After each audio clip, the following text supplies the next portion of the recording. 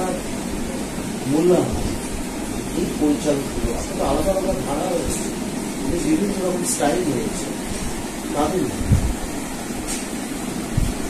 সেটা তো ভাবিনি কখনো। তার কারণ একটাই কথা, সেটা হচ্ছে গিয়ে ওরা যেটা ভেবে বলবে সেইটা আমাকে করতে হবে, তাই না? করতে হবে। কিন্তু আপনি কাজ যেটা করেছেন পরিচালকদের সাথে, যেমন তরুণ মজুমদার আমার খুব ভালো মনে আছে, আমরা এটা অনেকেই জানে না, আমরা তাপস পালের কথা বলি, তরুণ মজুমদারের আবিষ্কার দাদা, কিন্তু সবই ঠিক আছে, কিন্তু তাপস বাবুকে নিয়ে এসেছিল এটা অনেকেই জানে না, সেটা হচ্ছে তরুণ মজুমদারের যিনি সহকারী ছিলেন শ্রীনিবাস চক্রবর্তী, তিনি তাকে কালেকশন করেছিলেন চন্দননগর থেকে। এটা অনেকেই জানে না, মানে ওই চরিত্রটা কেদারের বাকি ছিল, শ্রীনিবাস বাবু ইন্ট্রোডিউস করে দিয়েছিলেন। এবং তাপস পাল মানে মা এবং মাধবী মুখোপাধ্যায় আমার নয় সমার্থ, কারণ আমি তাকে শো করেছি এবং তিনি বলেছেন যে আপনার বাড়িতে এসে নাকি খাওয়া দাওয়া করতেন মাঝে মাঝে, আপনি খাওয়া দেবেন ভালোবাসেন, মানে আমাকে দিদির মতন ভালোবাসে। হ্যাঁ, দিদিনা বলতে মায়ের মতো, উনি বলছেন আমার মায়ের মতো, এত ভালো যে এসে এসে খাওয়ানো দাওয়ানো এগুলো আপনি করতেন। যখন মানে বিয়ে পাস করলো তখন সব টেকনিশিয়ানস কারণ করে সকলকে খাইয়ে দিলাম। এইগুলো হচ্ছে ভালোবাসা। না, আপনার একটা মহুয়া রায়চৌধুরী, আমি তখন 84-এ, মহুয়া তো আমার বাড়িতেই, আমি জানি, আমি টালিগঞ্জে তখন নতুন এসেছি, 84-এ কাজকাম করছি, ওই দিনের মধ্যে যে সহকারী অধীর ভট্টাচার্য, তার সাথে কিছু কাজ করেছিলাম। তো মালদাতে একটা অনুষ্ঠান ছিল 84 নাগাদ নবীন সিনেমা হলে, এখন সেই সিনেমা হলটা আছে কিনা আমি জানি না। তো আমাকে বললো যে তোর বাড়ির দিকে প্রোগ্রাম করতে যাচ্ছি, তো আমি থাকি মুর্শিদাবাদে।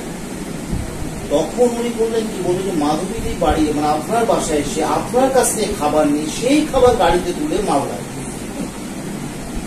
এবং তার কিছুদিন পরে বাংলাদেশ যাওয়ার কথা ছিল, পরে তো মারা গেলেন, বাংলাদেশটা তাপস পালের যাওয়া হলো না। তো আপনাদের আমাদেরকে এখন তো এই জিনিসটা নেই যে কারো বাড়িতে গিয়ে কাউকে মায়ের মধ্যে যে রেসপেক্ট করছে বা এত ভালোবাসছে, তারা তো তখন নতুন, তবুও আপনি তাদেরকে একরকম লালিত পালিত করেছিলেন। সেই ভালোবাসাগুলো আমিও পেয়েছি, পাইনি যে তাকে নয়, আমি পেয়েছি বলেই দিতে পেরেছি। আমি যদি না পেতাম তাহলে কেউ দিতে পারতাম। তখন তো একটা উচ্চতায় চলে গেছেন আপনি, কিন্তু ওরা তো নতুন, তার প্রতি আপনার কোনো অবহেলা নেই। তারা যখন উচ্চতায় চলে গেছে, আমি তো তখন নিম্নতার মধ্যে আছি, কিন্তু তারা তাদের কাছে কিন্তু ভালোবাসা আমি পেয়েছি। সেই জিনিসগুলোই সেই শিক্ষাকেই শিক্ষিত।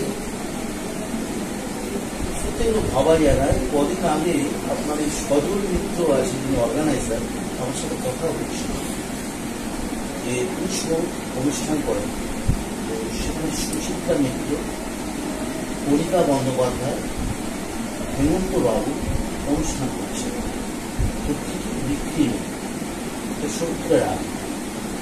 তখন দেবব্রত বিশ্বাস চালিয়ে দেবো, হ্যাঁ আপনার অসুবিধা হচ্ছে, আমার অসুবিধা হচ্ছে, তাহলে ঠিক আছে। তখন টিকিট বিক্রি নেই, তখন তারা দেবব্রত বিশ্বাসের কাছে ঘটনাটা বলতো যে আমরা আপনাকে নিতে চাই অনুষ্ঠানে। তখন দেবব্রত বাবু রাজি হলে বললো আমি 1200 টাকা নেই। হেমন্ত মুখার্জি কন্ট্যাক্ট করছি 2000 টাকা। পরে হেমন্ত বাবুর বাড়িতে যখন যাওয়া হলো, তখন হেমন্তবাবু বলছেন যে জলসাকে নিচ্ছে, কত নিচ্ছে? 1200 নিচ্ছে। তিনি তখন বললেন তাহলে আমি 1000 টাকা নিই। তাহলে কি কোয়ালিটির মানুষ আপনারা, যে যিনি 2000 টাকা রেট করলেন, সেখানে যেহেতু দেবব্রত বিশ্বাস 1200 টাকা নিচ্ছেন, উনি রেটটাকে কমিয়ে বললেন 1000 টাকা। সেই জন্যই হেমন্ত মুখার্জির আরো অনেক কিছু আছে, যেমন ধরুন প্রতি মাসের প্রথমে একটা মাদুর পেতে আর নতুন খাম, আমি তো সব নাম, এবার সেখানে সব টাকাগুলো যাকে যাকে দরকার তাকে সেই গান এই কিন্তু পয়সা রোজগার করে সেই টাকা দিয়ে এই কাজ, এইটা অনেক অনেক অনেক উদার মনের মানুষ ছিল। সেটা আমাকে অমলদা বলছেন, হিমন্ত বাগচির ভাই অমল মুখার্জি মনোরণীতে থাকে। তো আমাকে বললো সত্যি দেখো কিছু মানুষ তার মনের দিকে চেয়ে